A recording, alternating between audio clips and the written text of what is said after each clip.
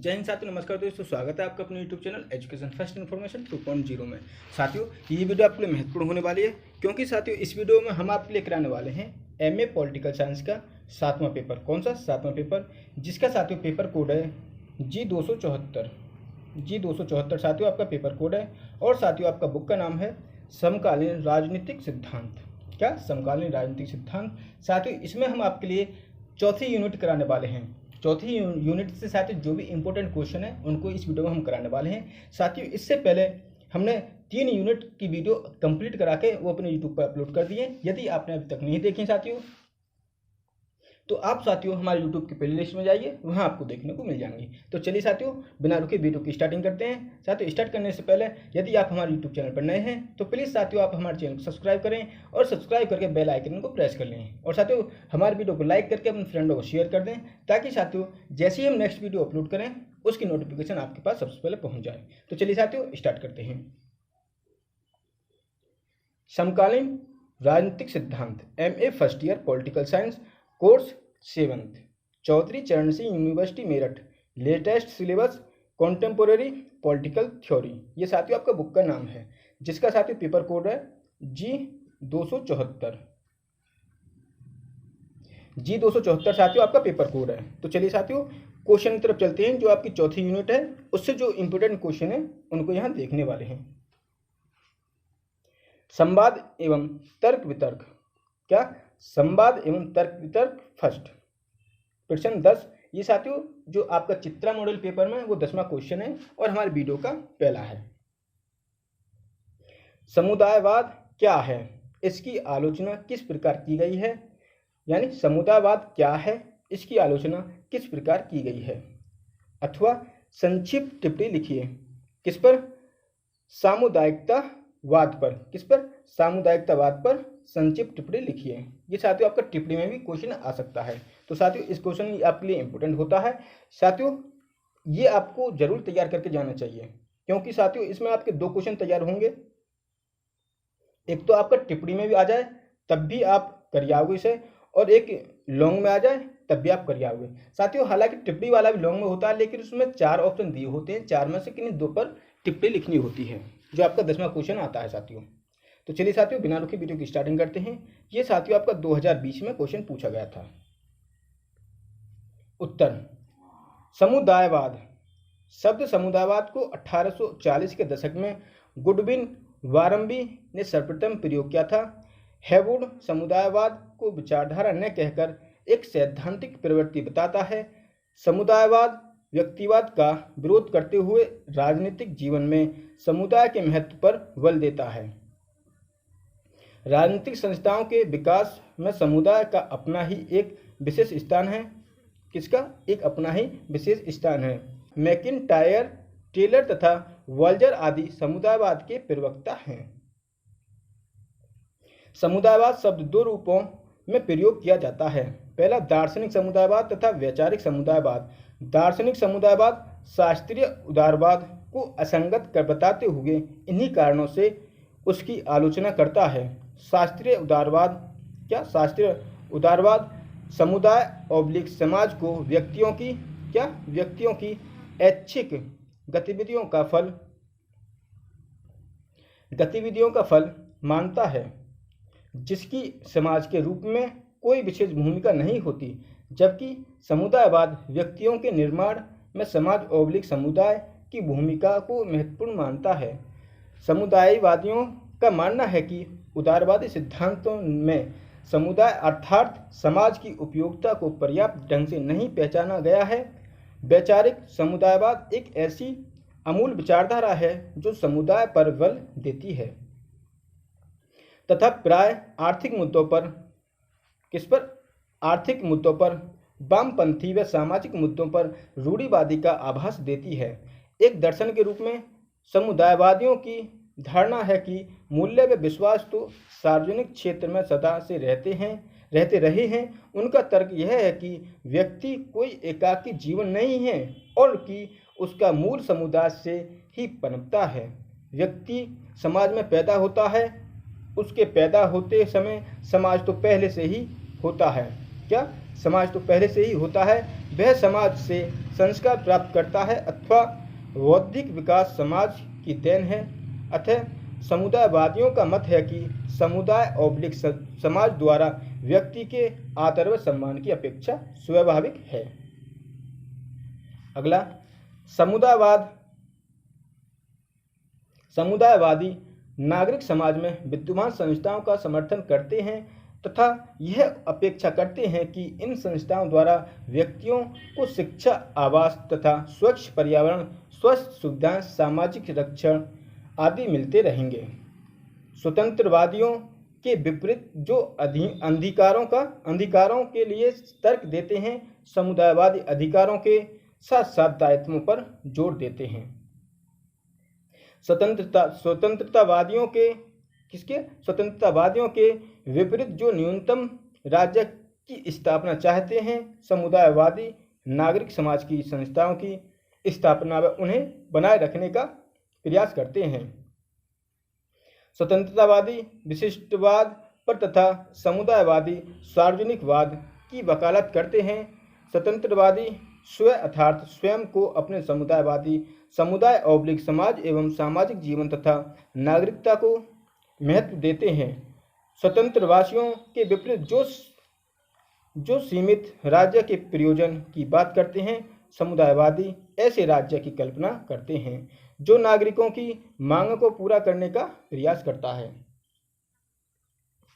अगला पॉइंट, समुदायवाद के आलोचकों का मत है कि समुदायवाद रूढ़िवादी भी है तथा सत्तावादी भी है। रूढ़िवादी इस रूप में वह विद्यमान सामाजिक संगठनों व नैतिक नियमों को बनाए रखते हुए उनकी दुहाई देता है। समुदायवादियों द्वारा पारंपरिक यौन भूमिकाओं के समर्थन की नारीवादियों ने आलोचना की है। समुदायवाद में सत्तावादी लक्षण इस दृष्टि से है कि समुदायवाद व्यक्तियों के अधिकारों की अपेक्षा उनके दायित्वों को निभाने पर जोर देता है साथियों। और साथियों, ये आपका पहला प्रश्न था, चौथी यूनिट का पहला प्रश्न। ये साथियों, यदि आपको वीडियो पसंद आई हो तो वीडियो को लाइक करें, शेयर करें और हमारे चैनल को सब्सक्राइब करें, ताकि साथियों जैसे ही हम नेक्स्ट वीडियो अपलोड करें उसकी नोटिफिकेशन आपके पास सबसे पहले पहुंच जाए। और साथियों, हम आपको बता दें, जो हम चौथी यूनिट करा रहे हैं ये साथियों परीक्षा की दृष्टि से अति महत्वपूर्ण है, क्योंकि साथियों इसमें से एक क्वेश्चन जो हमने ये दोनों क्वेश्चन कराए हैं, आप दोनों क्वेश्चन को तैयार करके जाएं बड़े अच्छे तरीके से। इनमें से साथियों एक क्वेश्चन 100% पूछा जाएगा, मैं वादा करता हूं आपसे।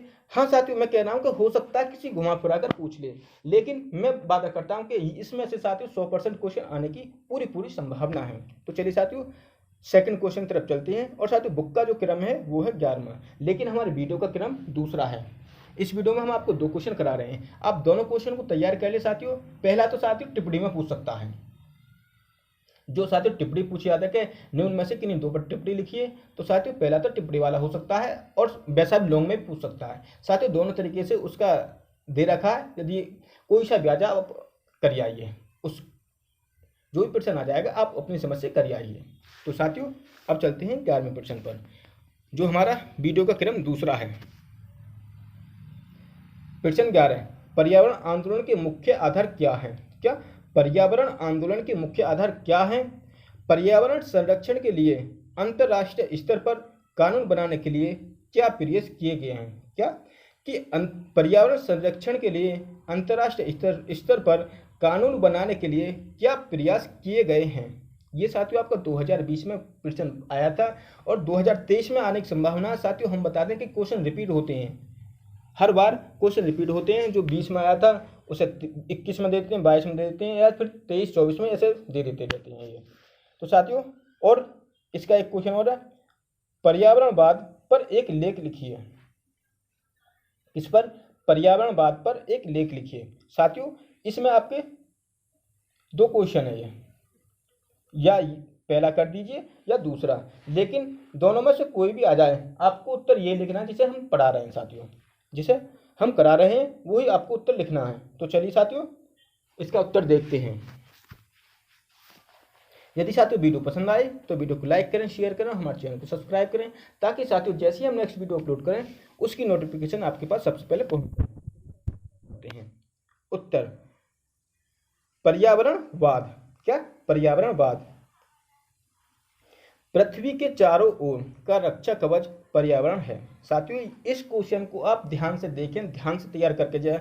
मैं ये नहीं कह रहा आप मेरे वीडियो से तैयार करके जाएं, मैं बिल्कुल मना कर रहा हूं साथियों, लेकिन यदि आप मॉडल से भी कर रहे हैं तो प्लीज़ साथियों इस क्वेश्चन को आप तैयार करके जाएं, क्योंकि मैं बताता हूं, मेरा वादा है कि ये क्वेश्चन आने वाला है पर्यावरण वाला, कि पृथ्वी के चारों ओर का रक्षा कवच पर्यावरण है, जो धरती की सतह के ऊपर हवा को रोककर रखने में सहायता प्रदान करता है। पर्यावरण जीवित प्राणियों के अस्तित्व, जीवन और पुनरुत्पादन को महत्वपूर्ण ढंग से प्रभावित करता है।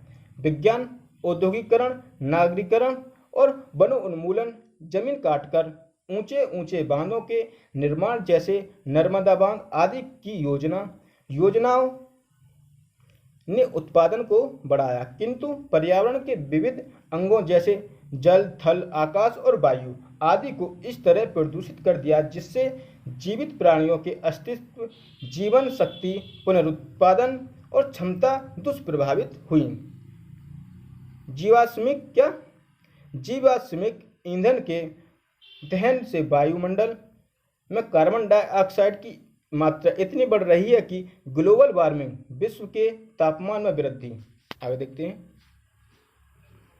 विश्व के तापमान में वृद्धि की समस्या उठ खड़ी हुई है। ग्रीन हाउस प्रभाव में मौसम के महीने में परिवर्तन आने लगा है, फसल नष्ट हो रही हैं, समुद्र जल स्तर बढ़कर तटीय नगरों को बाढ़ग्रस्त कर देते हैं और हवा में ऑक्सीजन की कमी से खासकर महानगरों में श्वास संबंधी बीमारियों में वृद्धि हो गई है। ध्वनि प्रदूषण से बहरापन और स्नायु रोग पैदा हो रहे हैं। परमाणु विखंडन या नाभिकीय प्रदूषण के अत्यंत विनाशकारी प्रभाव हो रहे हैं। उपरोक्त परिणामों को देखते हुए पर्यावरण संरक्षण अर्थात पर्यावरणवाद अंतर्राष्ट्रीय और राष्ट्रीय स्तर पर जन आंदोलन के रूप में 20वीं शताब्दी के मध्य से प्रारंभ हो चुका है और 21वीं शताब्दी में सभ्यता के लिए सबसे बड़ी चुनौती है। पर्यावरण संरक्षण के लिए सम्मेलन, चलिए देखते हैं। पर्यावरण संरक्षण के लिए सम्मेलन 1972 में स्टॉकहोम में संयुक्त राष्ट्र सम्मेलन के तत्वाधान में मानवीय पर्यावरण पर सम्मेलन हुआ। इसमें 113 राष्ट्रों ने भाग लिया। सम्मेलन का उद्देश्य प्रदूषण की रोकथाम और प्राकृतिक संसाधनों तथा वन्य जीव के संरक्षण के लिए विश्वजनीन अभियान और सहयोग की अनिवार्यता, विकास के पर्यावरणीय प्रभाव और जीवन की गुणवत्ता के तत्वों की ओर ध्यान आकर्षित करना था। संयुक्त राष्ट्र संघ की आम सभा में 15 दिसंबर 1972 को एक प्रस्ताव पारित कर एक कार्य योजना का निर्माण किया। प्रस्ताव में विश्व पर्यावरण दिवस 5 जून की घोषणा की गई। क्या साथियों, आपका जो पर्यावरण दिवस मनाया जाता है वो 5 जून को, कब ये 1972 में प्रस्ताव में पर्यावरण दिवस 5 जून की घोषणा की गई। दूसरे प्रस्ताव में पर्यावरण प्रदूषण की रोकथाम के लिए आयोगों, संस्थानों और सम्मेलनों द्वारा प्रयास करने की जरूरत पर बल दिया गया तथा आगे देखते हैं साथियों, वित्तीय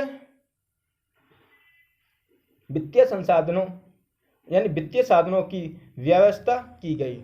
संयुक्त राष्ट्र पर्यावरण कार्यक्रम UNEP प्रशासनिक परिषद, जिसका मुख्यालय केन्या के नैरोबी में रखा गया तथा सचिवालय का प्रावधान किया गया। ब्रिटिश कोलंबिया के वैनकूवर में संपन्न UN habitat conference on human settlement 1976 में अर्जेंटीना के मार्डोल प्लाटा में संपन्न वर्ल्ड वाटर कॉन्फ्रेंस 1976, 1977 और 1988 1977 और 1988 ने संयुक्त राष्ट्र संघ से सबके लिए शुद्ध पेयजल और स्वच्छता की व्यवस्था करने के लिए 10 वर्षीय कार्यक्रम बनाने की मांग की गई। विकासशील देशों की इस मांग को ध्यान में रखते हुए संयुक्त राष्ट्र संघ ने 1981 से 1990 को पेयजल एवं स्वच्छता दशक पेयजल एवं स्वच्छता दशक drinking water and sanitisation decade घोषित किया। इन 10 वर्षों में ग्रामीण और शहरी दोनों क्षेत्रों के लिए कितनी पेयजल और स्वच्छता सुविधाएं प्रदान की जाएंगी, इनके लक्ष्य निर्धारित कर दिए गए, जिससे जल प्रदूषण जनित बीमारियों में कमी लाई जा सके। चलिए साथियों आगे देखते हैं। यूनेस्को और यूएनईपी ने मिलकर अक्टूबर 1977 में सोवियत जॉर्जिया में पर्यावरणीय शिक्षा पर अंतर्राष्ट्रीय सम्मेलन आहूत किया। इसमें 74 राष्ट्रों से 400 प्रतिनिधि शामिल हुए।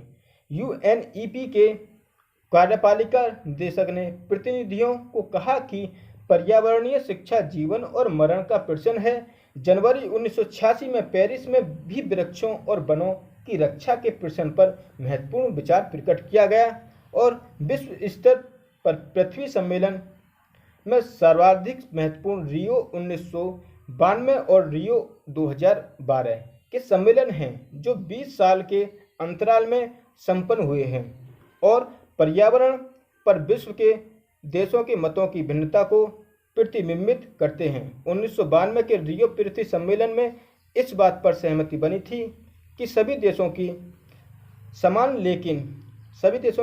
लेकिन अलग अलग स्तर की जिम्मेदारियां होंगी।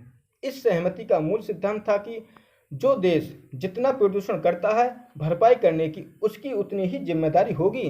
कार्बन उत्सर्जन में जितना प्रदूषण करता है, भरपाई करने की उसकी उतनी ही जिम्मेदारी होगी। कार्बन उत्सर्जन में विकासशील देशों की हिस्सेदारी मात्र 27% है, जबकि विकसित देशों की 73%। निसंदेह विकासशील देशों में भी इस मात्रा में काफ़ी अंतर है। जो भारत का प्रति व्यक्ति कार्बन उत्सर्जन 1.31 टन वार्षिक है, जबकि चीन का 4.91 टन। अतः पर्यावरण संरक्षण में जिम्मेदारी के स्तर से उसी अनुपात में अंतर होगा। 1992 सम्मेलन के रियो के पर्यावरण और विकास घोषणा ने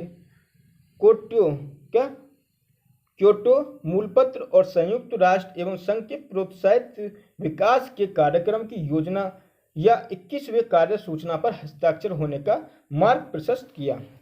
रियो सम्मेलन 2012 ने 48 पृष्ठों का एक घोषणा पत्र जारी किया, जिसका शीर्ष था हम जो भविष्य चाहते हैं।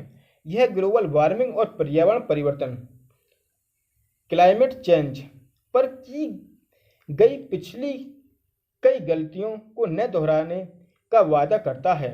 इस घोषणा की मुख्य बातें निम्नलिखित हैं। पहली बात, इसमें विकासशील और विकसित देशों के विभिन्न कारकों द्वारा कार्बन डाइऑक्साइड के उत्सर्जन में कटौती का प्रावधान है और यह प्रावधान भी है कि किस समय तक किसकी कितनी जिम्मेदारी होगी। दूसरा पॉइंट, हर देश ऐसे बदलाव की कार्य योजना को अपनाएगा जिसमें सामाजिक और आर्थिक विनाश सबसे कम हो। आगे देखते हैं साथियों। यदि साथियों आपको वीडियो पसंद आ रही हो तो प्लीज़ साथियों आप हमारे चैनल को लाइक करें, हमारे चैनल को सब्सक्राइब करें और वीडियो को लाइक करें। और साथियों चैनल को सब्सक्राइब करने के बाद जो बेल आइकन है साथियों उसको प्रेस कर लें, ताकि साथियों जैसे ही हम नेक्स्ट वीडियो अपलोड करें उसकी नोटिफिकेशन आपके पास सबसे पहले पहुँच जाए। तो चलिए साथियों तीसरे पॉइंट की तरफ चलते हैं।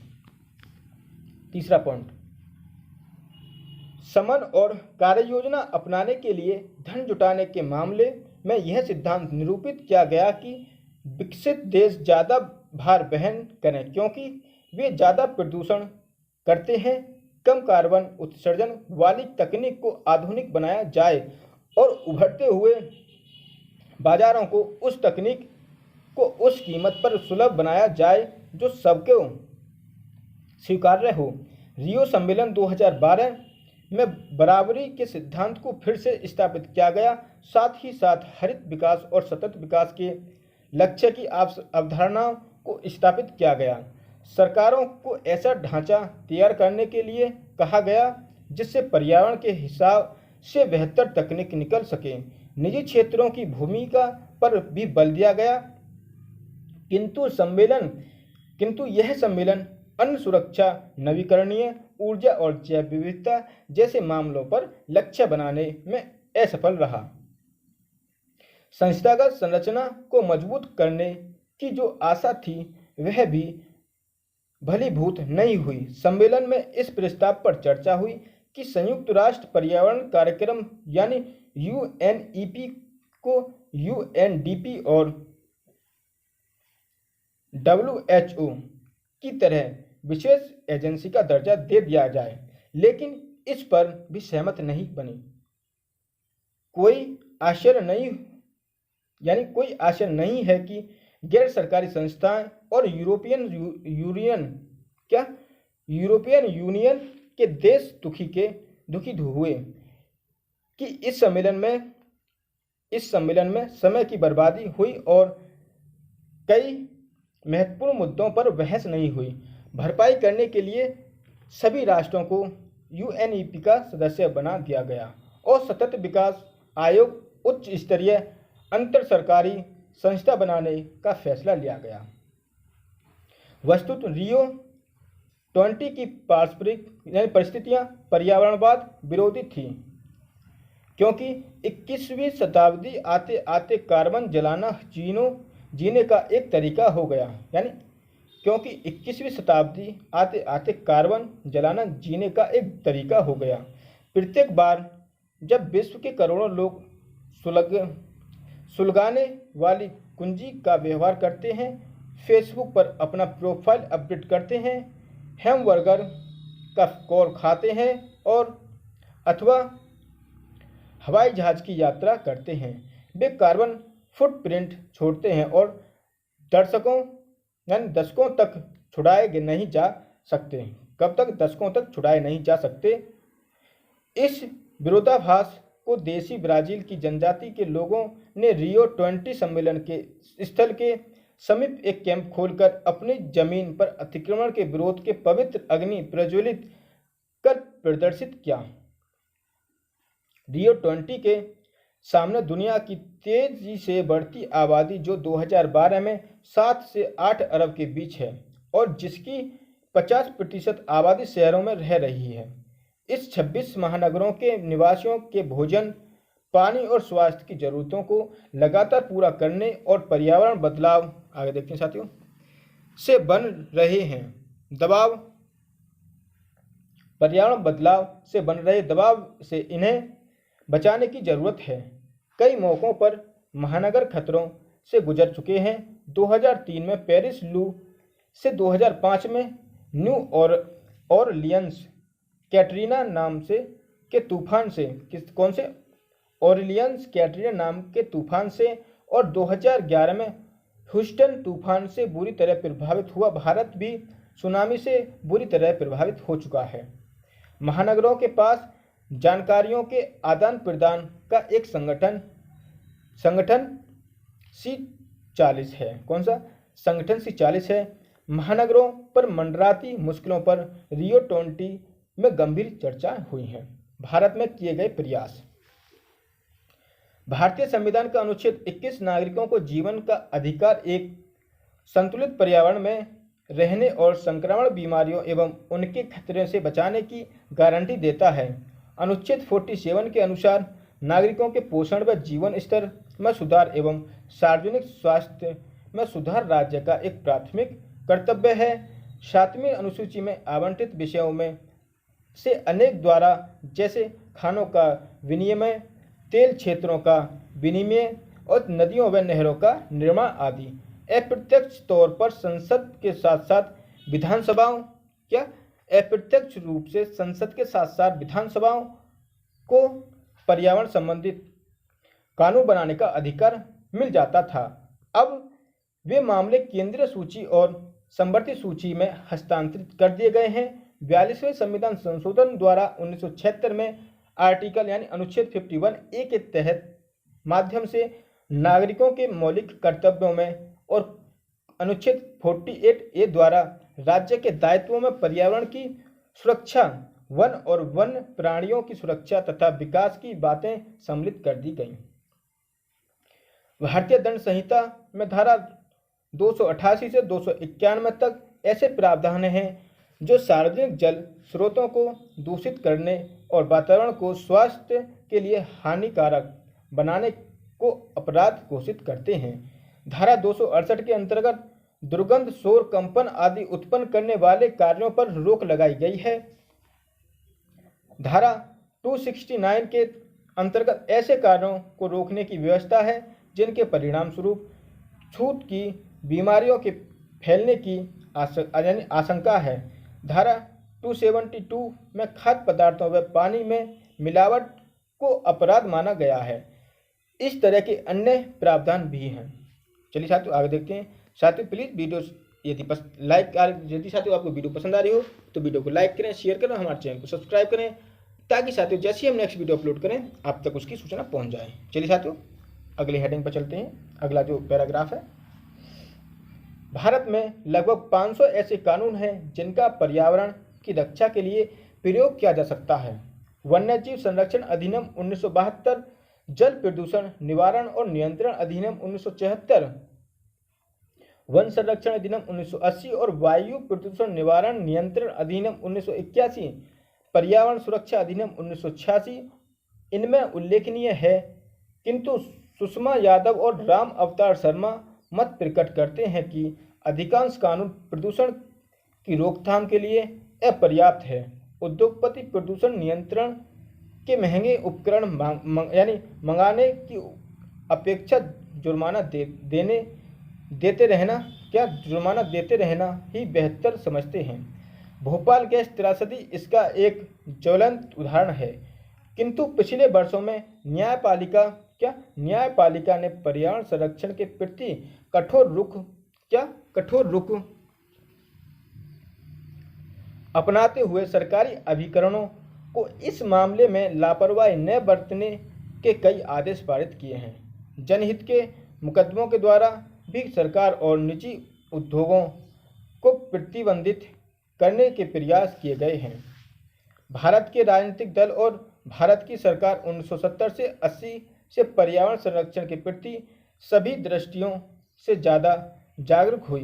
1972 में भारत सरकार ने एक पर्यावरण आयोजन व समन्वय समिति का गठन किया, जिसके सुझाव पर अनेक राज्यों तथा केंद्र शासित प्रदेशों में पर्यावरण मंडल स्थापित किए गए। 1980 के छठे आम चुनाव में प्राय सभी प्रमुख राजनीतिक दलों ने आगे देखते हैं पर्यावरण सुरक्षा